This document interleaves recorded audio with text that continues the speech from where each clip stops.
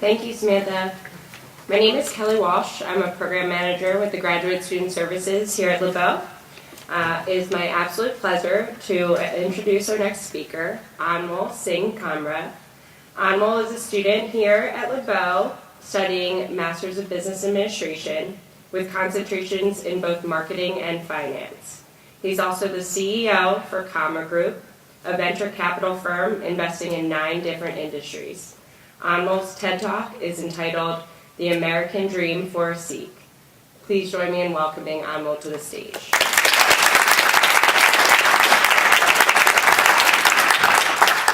All right. Well, thank you for that glamorous introduction, Kelly. I almost feel like a Hollywood star right now.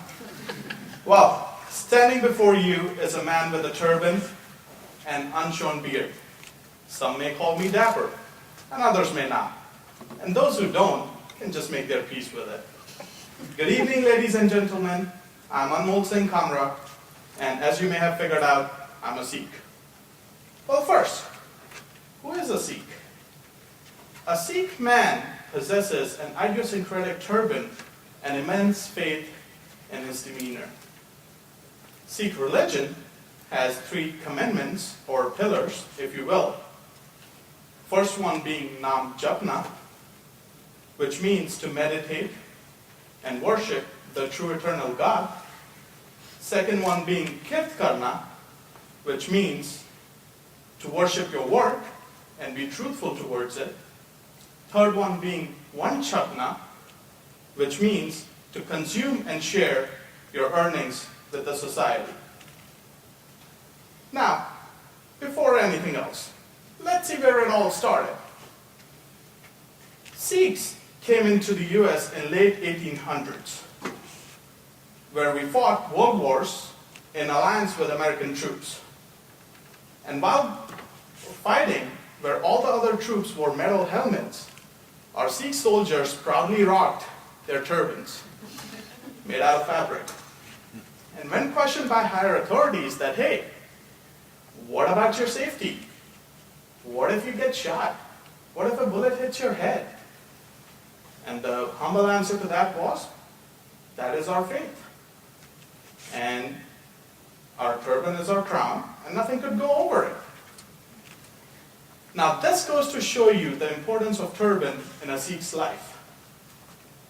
But whereas we have ignorant brands like Gucci or Gucky, if you will, who are trying to sell prefabricated Sikh turbans for $600 a piece at Nordstrom.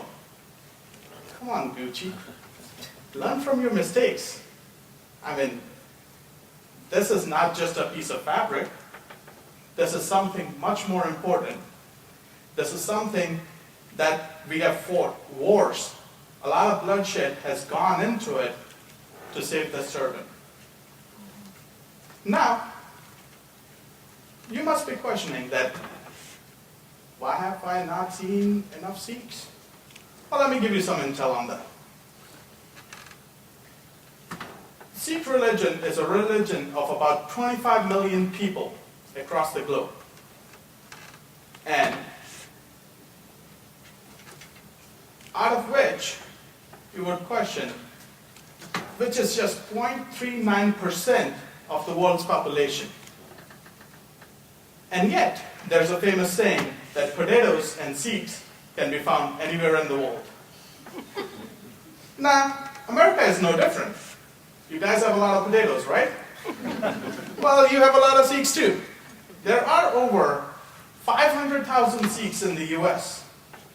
Damn, that's a lot of turbans. And speaking of a lot of turbans, just last month was Sikh Heritage Month, and April 13th was Turban Day, which was magnificently celebrated in Times Square, New York. You guys can Google that later. And from the time of their arrival, Sikh men and women have been making notable contributions to the American society. Sikhism is a religion propagating philanthropic and humanitarian activities, where till today, if you walk into any Sikh temple, you would be treated with open arms, regardless of your race, color, creed, or gender. And not just that, on top of that, you would be served some freshly cooked hot Indian food 24/7. Now, who doesn't like that, right? And not just that, I mean, we're diligent taxpayers as well, and a major contributor to the US economy. We are senators, congressmen, models, CEO of Fortune 500 companies, attorney generals, airline pilots, Ivy League professors, scientists. And by the way, you guys love your lightning speed internet provided by Verizon, right? Yeah. Well, let me tell you something. The man behind inventing fiber optics was a Sikh. That's all right, you can thank us later. Now, I've been in this country for almost 10 years now. And as you all may know, being an entrepreneur is not easy at all. Being an entrepreneur with a turban is just icing on the cake. Well, nevertheless, I succeeded. I am the CEO of Kamra Group, a VC firm investing in American, European, and Asian markets. And a part of my day-to-day business is to deal with a lot of people. And while dealing with a lot of people, during my morning routine, the biggest decision I have to make is what color turban would match my custom outfit. And there have been instances where people have just shown interest, and there are people who are prejudiced. Before I enter the room, opinions are already formed. People have already made up their mind. And let me tell you a brief story from my co-op experience at Drexel. Now, during my co-op experience, my employers remembered me because of my matching turban and my matching tie. You guys must have heard that song, right? As long as I got my suit and tie. Well, as long as I got my turban and tie. That's the new version of it. I'm working on it. It'll be out soon. Well, they recollected me because of my turban. And not just that, they used to call me Coordination Singh. Isn't that a nice title? Well, on the other hand, I've attended quite a few meetings where people have shown disinterest in me, and people who like to judge a book by its cover.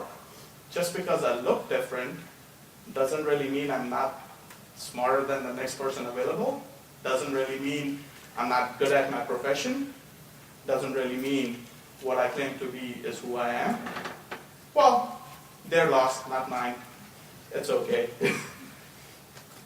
And not just that, Sikhs have been in this country for way too long. Now you must be wondering, Sikhs are all over the place. So what's the issue then?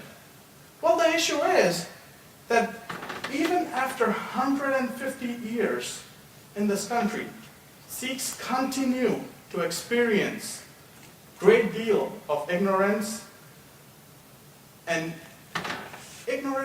just plain nonsense, to be really honest.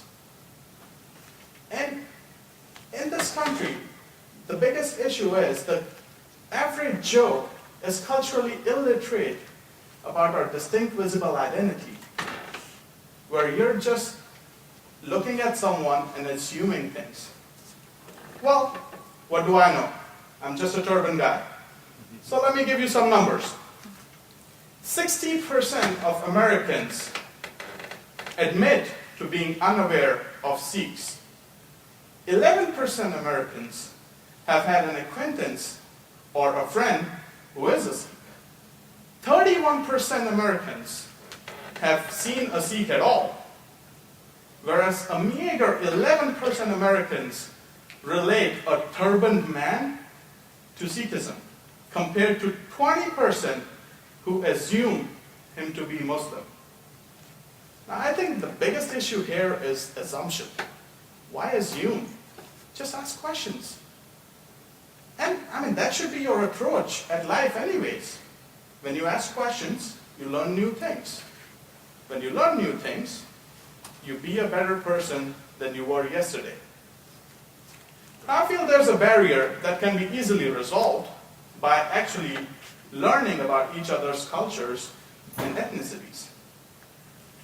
Not just that, to take it upon yourself as a responsibility rather than a favor to learn about other cultures, to learn about people who are not from the US. Because guess what? These people have a lot to offer. You just haven't even tapped into the resources just yet. Well, let me give you another example. So one of the ventures at Kamra Group is Crown Couture. It is a luxury custom clothing brand. By the way, I'm wearing one of their suits, so if you like it, let me know. So at this company, what we do is we bring the best of both Eastern and Western worlds. Not just that, our designing goes as far back as 4,000 years old. We have researched a great deal in order to pick up designs and the way kings and queens used to dress up and how we could relate and kind of create a fusion with the Western outfits. Now, let me give you an interesting fact about Crown Couture. Our designer is Italian Christian. Our fabric manufacturers are Sikhs. Our master tailors are Hindus. Our embroidery craftsmen are Muslims. Our jewelry designer is Jewish. Now the big question is, how did we get here? The simple answer to that is, before hiring any of these professionals, the only bias we had was competency, and nothing else mattered. We didn't care what their background was. I mean, I'm Indian. Practically, if we go by the bias laws, I should be hiring all the Indians. Well, that's not true. And here we are with a team that has proven to be well competitive and has taught us a lot over the years. And the cultural exchange is just magnificent. We celebrate everything from Diwali, Eid, Ramadan, Rosh Hashanah, Guru Purab, and Christmas.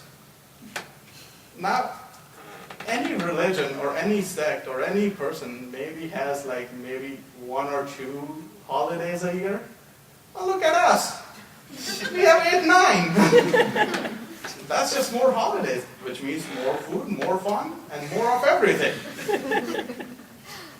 And you guys are going to be future of tomorrow.